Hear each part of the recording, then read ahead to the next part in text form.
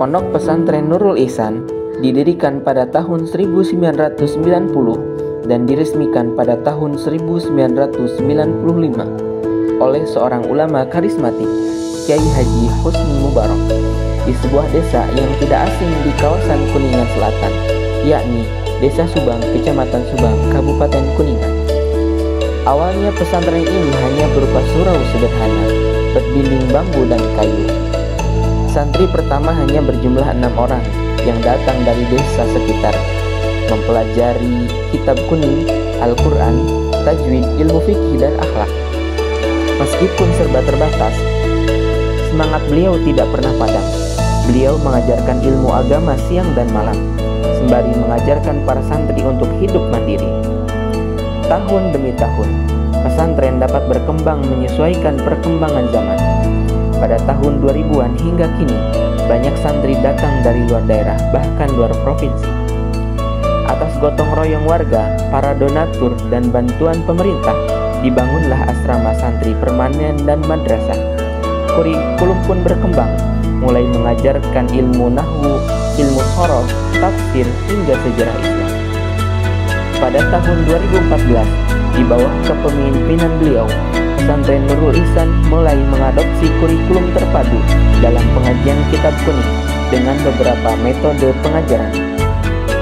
Selain kitab kuning, kini juga diajarkan pelajaran umum yang dipadukan dan kerjasama antar lembaga dengan lembaga sekolah formal seperti jenjang madrasah sanawiyah, SMP, SMA, dan MA.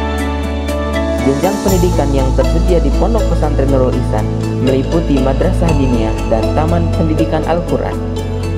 Pondok Pesantren Nurul Ihsan memiliki kurang lebih 50 santri yang berasal dari berbagai daerah. Dari segi sarana dan prasarana, pesantren dilengkapi dengan asrama santri, masjid, dan madrasah. Saat ini, proses pembelajaran dibimbing oleh 5 ustadz dan ustadzah yang merupakan keluarga besar pondok pesantren yang kompeten di bidangnya dengan metode pengajaran menggabungkan kurikulum kitab kuning dan keagamaan umum. Dengan kondisi lingkungan pesantren yang asri dan kondusif, para santri dapat belajar dengan nyaman dan fokus. Untuk mendukung kemandirian ekonomi, Pondok Pesantren Nurul Ihsan memiliki unit usaha seperti koperasi pondok pesantren, bidang peternakan, dan usaha budidaya ikan air tawar. Saat ini, pesantren mengelola budidaya ikan tawar seperti ikan nila, ikan mujair, ikan lele, dan lainnya. Setiap beberapa bulan sekali, bahkan beberapa tahun, unit usaha ini dapat memanen sekitar 300 kg yang hasilnya digunakan untuk menopang operasional pesantren serta membantu meringankan biaya pendidikan santri, yatim, dan duafa. Santri juga dilibatkan langsung dalam proses budidaya, mulai dari penebaran benih, pemberian pakan, hingga proses panen. Hal ini menjadi bagian dari program life skill agar santri memiliki keterampilan wirausaha setelah lulus nanti.